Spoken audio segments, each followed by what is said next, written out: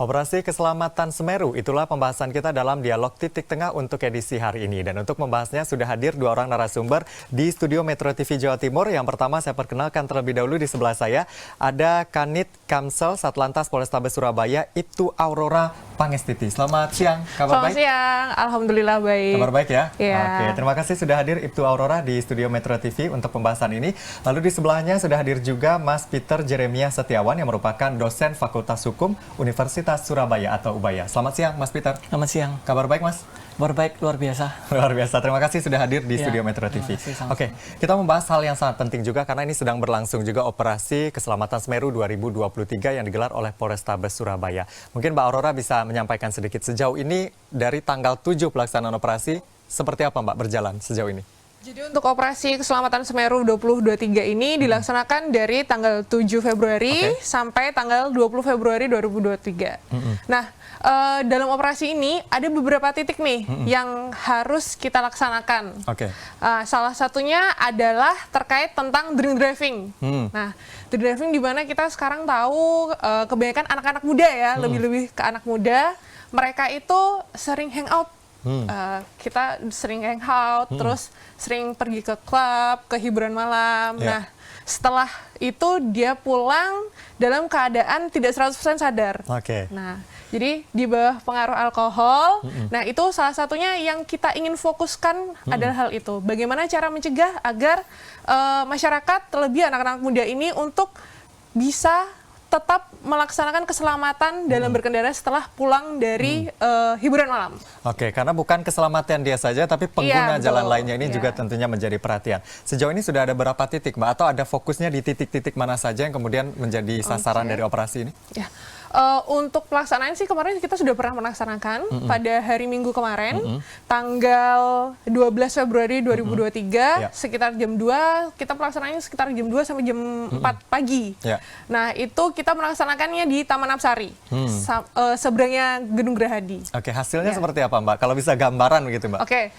Jadi kan selama kurang lebih pelaksanaan 2 jam itu, ya, kita melaksanakan, jadi kita nggak nilang nih. Nah, kita melaksanakan yang namanya teguran simpatik. Nah, teguran simpatik ini kita menegur kepada masyarakat yang pada saat itu kita dapati sedang berada di bawah pengaruh alkohol dan mengendari kendaraan. Nah, untuk hasilnya kita mendapatkan 15 orang yang terpengaruh alkohol mengendarai kendaraan gitu. Itu beberapa hasil ya, termasuk yang dilaksanakan pada hari Minggu ini rata-rata dini hari ya? Iya, dini operasi hari. dilakukan dini hari tentunya. Sekarang saya ke Mas Peter. Mas Peter, kalau tadi penjelasan dari Mbak Aurora bahwa ini kebiasaan begitu ya generasi muda khususnya gitu ya yang sekarang kemudian ya niatnya senang-senang party-party tapi kemudian bisa terjadi ada tindakan kriminal di situ yang membahayakan orang lain. Mas Peter melihat fenomena ini seperti apa?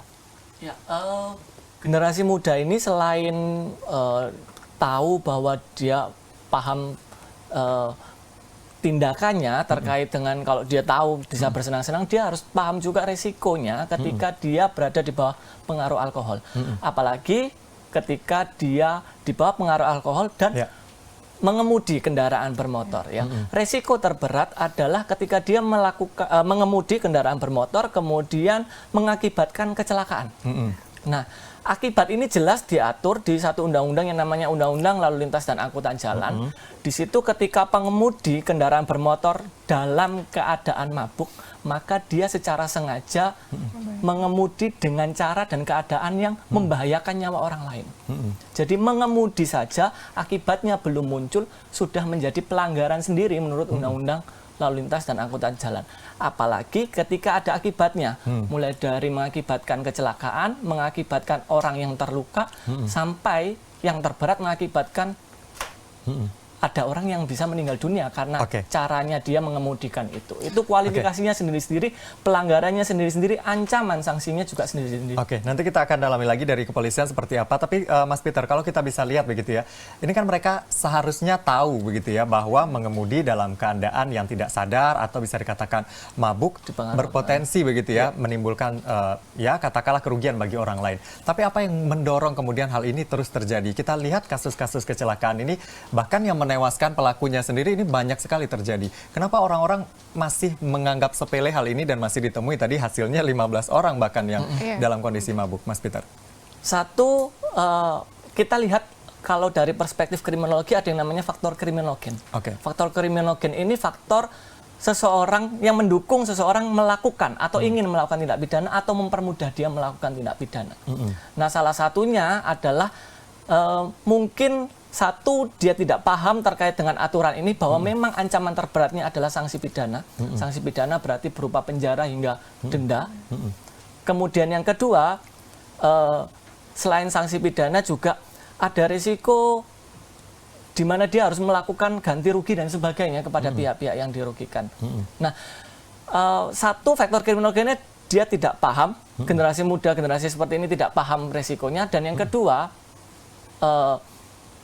para generasi muda ini kurang mendapatkan pengawasan mungkin ya. Jadi karena tidak ada pengawasan, menganggap resikonya jelas minim atau tidak ada, sehingga dengan mudah dia di bawah pengaruh alkohol tetap aja nyetir. Ya, ini yang menjadi faktor kriminogen, dia tetap melakukan pelanggarannya sehingga berujung pada akibat-akibat yang tidak diinginkan di jalan raya itu tadi. Sekarang saya ke Mbak Aurora lagi mungkin. Mbak Aurora, dari berbagai, tentunya Mbak Aurora berpengalaman begitu ya melakukan operasi-operasi. Ada beberapa faktor tadi yang sudah dijelaskan oleh Mas Peter. Kalau dari yang kasus ditemui Mbak Aurora, kenapa kemudian mereka tetap nekat berkendara? Dari cerita-cerita mereka tentu ditanyakan juga tentu oleh petugas. Bisa di-share ke sini. Kebanyakan dari mereka itu mungkin tidak bisa mengukur kemampuan mereka untuk meminum berapa banyak alkohol, kandungan alkohol gitu kali ya. Jadi mereka sudah nggak sadar, terus dan dari pihak hiburan malam, tempat hiburan malamnya juga tidak menyediakan layanan untuk mengantar pulang. Nah, nih seperti yang kita tahu kalau misalnya di luar negeri ada orang yang mabuk sudah tidak bisa mengendarai kendaraan sendiri, maka bisa untuk istilahnya sewa supir. Nah, kayak gitu. Atau dari pihak hiburan malamnya juga harus bertanggung jawab atas fenomena orang-orang yang mengemudi dalam keadaan mabuk. Fenomena mengemudi dalam keadaan mabuk. Lalu apa yang bisa kita lakukan begitu dari kepolisian? Bagaimana kemudian selain operasi ini sosialisasinya seperti apa? Kita akan bahas usai jeda. Tetaplah bersama kami di Dialog Titik Tengah.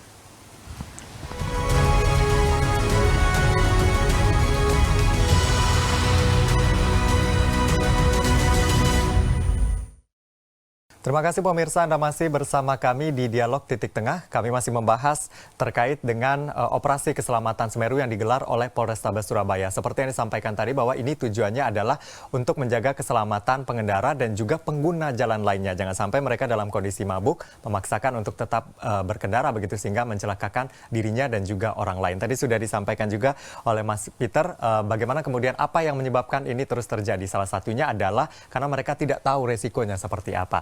Tadi Mbak Aurora juga sudah menceritakan pengalaman-pengalamannya begitu ya. Tapi pada saat ditanyakan kenapa orang tua begitu membebaskan mereka ya? Apakah karena mereka mungkin tinggal tidak bersama orang tua atau memang luput saja atau bagaimana Mbak dari pengalaman-pengalaman yang ada? Kalau menurut saya mungkin kebanyakan orang tua itu kurang memonitor anaknya. Mungkin karena pekerjaan, mereka bekerja, jadi kurang memonitor anak-anaknya. Mungkin ada yang di bawah umur, masih di bawah umur, juga melakukan itu, berkendara, terus pulang mabuk-mabukan, seperti itu.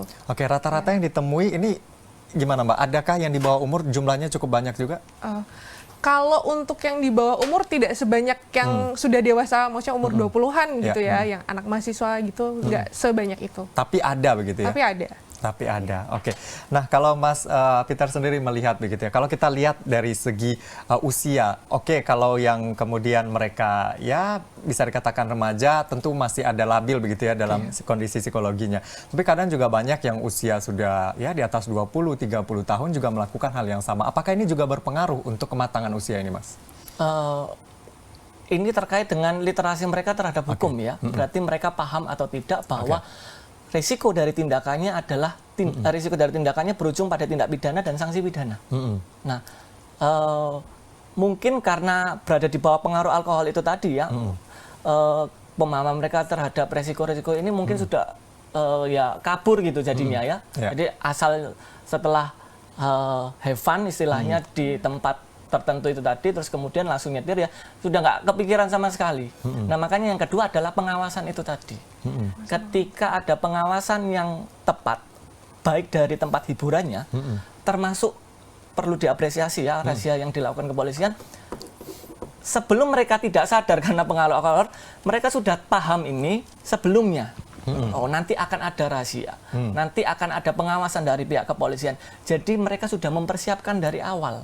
Sebelum mereka berada dalam keadaan tidak sadar karena pengaruh alkohol, oh nanti saya pulangnya bisa melalui misalnya taksi, melalui kendaraan, melalui aplikasi online dan sebagainya. Nah, itu akan mencegah hal-hal seperti ini. Oke.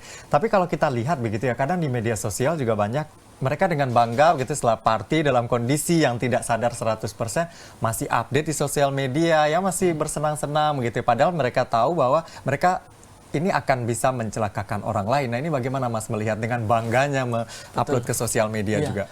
Ya, harusnya melalui sarana media sosial itu juga kita bisa literasi bahwa dengan mengemudi belum kecelakaan nih, tapi mengemudi di bawah pengaruh alkohol itu sudah tindak pidana sendiri. Oke. Karena frasa atau unsur yang digunakan oleh Undang-Undang Lalu Lintas dan Angkutan Jalan itu adalah mengemudi kendaraan bermotor dengan cara dan keadaan yang membahayakan nyawa. Ketika sudah berada di pengaruh alkohol dan tetap mengemudi atau mengendarai kendaraan bermotor, itu sudah tindak pidana sendiri. Artinya sudah duduk kemudian menyetir itu sudah tindak pidana sendiri. Ya, itu melalui media sosial juga harusnya mereka bisa terliterasi atau setidaknya mengetahui ini ya di awal, sehingga tahu kalau ini sebuah kesalahan yang mereka tidak perlu lakukan sejak awal. Oke, karena memang sebenarnya secara logika sendiri ketika kesadaran tidak penuh pasti akan bisa berpotensi menimbulkan sesuatu yang membahayakan orang lain. Oke, Mbak, kalau kita dari segi hukum gitu ya, dari kepolisian memang kemarin pada saat dilakukan operasi ini, razia khususnya di tanggal 12 ini, ya berupa himbauan atau teguran begitu. Sebenarnya kalau kita lihat lagi aturannya, apa yang bisa menjerat mereka yang berkendara dalam kondisi mabuk ini, Mbak? Oke.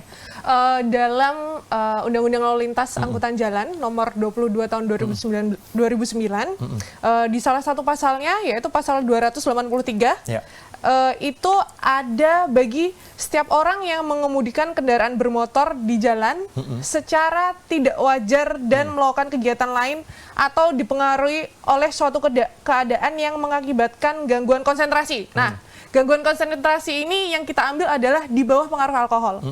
Nah, itu bisa dipidana, pidana kurungan, paling lama 3 bulan dan denda paling lama 700, paling banyak 750.000. Oke, itu berkendara dalam kondisi mabuk. Itu baru berkendaranya, belum terjadi kecelakaannya. Ketika terjadi kecelakaan, katakanlah semoga tidak terjadi gitu ya, sampai menyebabkan meninggal dunia. Tentu akan ada pasal lain yang bisa dikenakan. Ini bisa dijelaskan juga, Mbak. Nah, di undang-undang yang sama, Undang-Undang nomor 22 tahun 2009 tentang lalu lintas dan angkutan jalan, khususnya pasal 311, itu berisi tentang setiap orang dengan sengaja mengemudikan kendaraan bermotor dengan cara atau keadaan yang membahayakan. Nah, tadi kan di pasal 283 sudah dijelaskan. Membahayakan itu berarti salah satunya adalah tidak dalam konsentrasi penuh. Ya. Nah, itu menghilangkan nyawa atau barang akan dipidana paling lama 1 tahun atau denda paling banyak 3 juta rupiah. Oke, jadi itu ya harus dipahami undang-undangnya sebenarnya ada begitu, jangan sampai kemudian apalagi menyebabkan kerugian bagi orang lain. Termasuk tadi seperti yang disampaikan Mas Peter, ada ganti rugi juga yang harus dibayarkan mungkin seperti itu ya. Kita masih akan bahas lagi usai jeda, termasuk bagaimana kemudian sosialisasi dilakukan termasuk kepada pihak hiburan, tempat hiburan tersebut. Nah, kita akan bahas usai jeda, tetaplah bersama kami di Dialog Titik Tengah.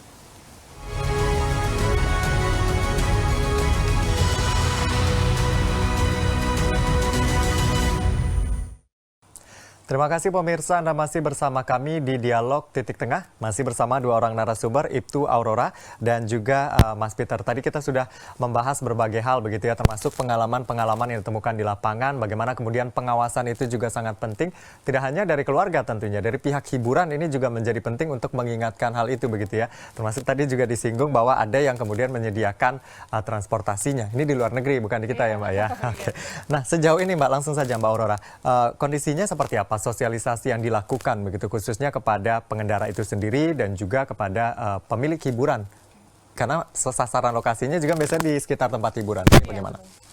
Jadi upaya-upaya yang sudah kita lakukan dari Satlantas Polrestabes Surabaya terhadap fenomena drink driving ini, ya. Jadi kita sudah melakukan sosialisasi baik melalui media sosial maupun ke sekolahan dan universitas. Jadi kita sampaikan juga bahwa drink driving itu cukup berbahaya bagi orang yang berkendara di bawah pengaruh alkohol. Nah, dalam waktu dekat kami berencana untuk mengumpulkan pengurus ataupun pemilik hiburan malam yang ada di kota Surabaya untuk kami sosialisasikan terkait fenomena yang ada. Terlebih lagi kan sudah ada beberapa kejadian kecelakaan yang dikarenakan drink driving ini. Jadi waktu dini hari tiba-tiba terjadi kecelakaan seperti itu. Oke, jadi akan dilakukan upaya tersebut begitu ya. Tapi kalau selama ini begitu ya, kalau yang dilihat kan tentu operasi dilakukan di sekitar area hiburan malam tersebut. Apa sudah pernah juga langsung datang ke tempat itu, kemudian mengingatkan mereka yang akan keluar dari tempat hiburan malam itu agar tidak berkendara jika kondisinya memang mabuk? Itu sedang dalam kami rencanakan gitu ya. Tapi mungkin akan diawali dengan kita mensosialisasikan kepada pemiliknya dulu. Jadi ketika pemiliknya tahu resiko-resiko apa yang mungkin secara tidak langsung akan mereka hadapi terkait drink driving ini, nah mungkin dari pihak pemilik hiburan malamnya juga bisa mensosialisasikan, maksudnya secara tidak langsung ya, kepada pengunjungnya. Pengunjungnya. Jadi mungkin bisa juga dilihat mana yang kira-kira sudah tidak mampu untuk berkendara, ya bisa dihimbau dulu, atau ketika sebelum masuk bisa dihimbau kadar toleransi terhadap alkoholnya berapa. Nah, seperti itu. Sebenarnya untuk berkendara itu ada toleransinya tidak, Mbak? Karena ya gimana yang ngukurnya, kadang kita kayaknya saya minum segini itu nggak mabuk. Tapi kondisi di lapangan berbeda. Nah, ini bagaimana, Mbak? Gini, yang terpenting adalah dia bisa mengoperasikan kendaraan dengan baik, berkonsentrasi penuh. Jadi kalau sekiranya dia nggak bisa berkonsentrasi dengan penuh atau mengendari kendaraan dengan baik, ya jangan minum. Gitu. Jangan minum ya, kalau bisa jangan minum ya, Mbak. Kalau bisa memang jangan minum. Sekarang jangan sampai mabuk. Jangan sampai mabuk. Mas Peter, kembali lagi, tadi kita sudah singgung juga bagaimana kemudian kita mengukur kadar kemampuan terhadap minum segini akhirnya dampaknya seperti ini, apalagi minum setengah botol misalnya. Tapi kan ada ketahanan orang itu beda-beda ya. Nah, ini bagaimana kita mengukurnya, Mas? Ya paling mudah kalau mau minum ya jangan nyetir. Ya, betul. Ya udah, pasti nggak akan aja drink driver itu. Ya.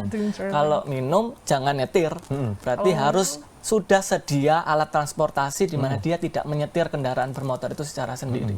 Kalau berangkatnya sudah niat seperti itu, amannya ya jangan nyetir gitu ya. Tapi kadang ya itu lagi, Mas, memaksakan, wah biasanya saya segini nggak mabuk nih. Nah, ini kan kondisi terkadang berbeda-beda juga untuk kondisi tubuh. Nah, bagaimana, apa yang bisa dilakukan, apa yang bisa ditumbuhkan dalam diri kita sehingga tidak melakukan hal-hal seperti itu, Mas? Nah, itu menanamkan kalau dia berpikiran seperti itu berarti memang dia mau sengaja.